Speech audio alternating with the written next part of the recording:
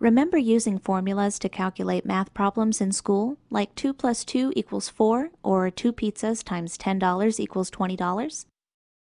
Excel can use these same formulas to work with numerical data in your spreadsheets, just like a calculator. Excel uses standard operators for its math equations, like a plus sign for addition, and a minus sign for subtraction, an asterisk for multiplication, and a forward slash for division, and a caret for exponents. You're probably used to seeing equations like 5 plus 5 equals, but in Excel, the equal sign comes first.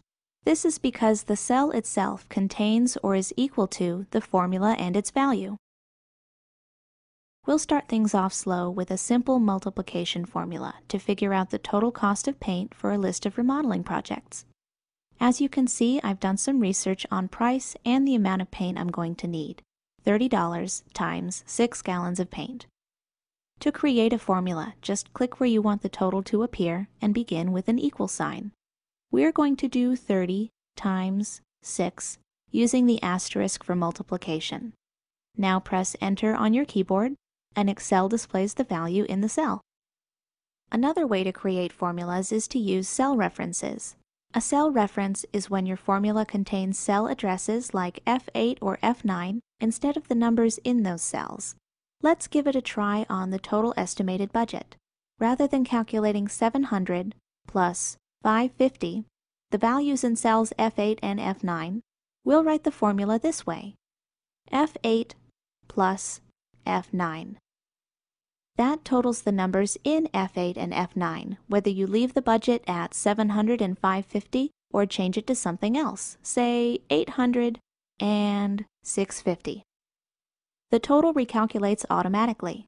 That's why cell references are so convenient. They make it possible to update your worksheet without ever having to rewrite the values in your formulas. You can also use something called the point-and-click method to make cell references. This one is a great time saver.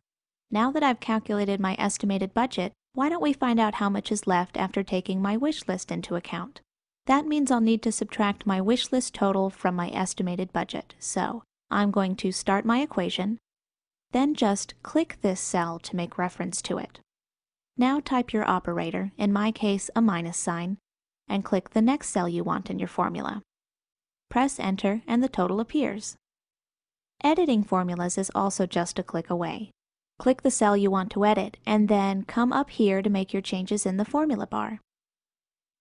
If you make a mistake or change your mind, just use the cancel command and you'll avoid making any unwanted changes. You can also double-click the cell and make your changes right there. Simple formulas and cell references are easy to use. Why not give them a try and let Excel do the math? Like what you just saw? Rate it. Add a comment. Subscribe to our channel. The freedom to learn. What you want, when you want. Absolutely free. GCFlearnfree.org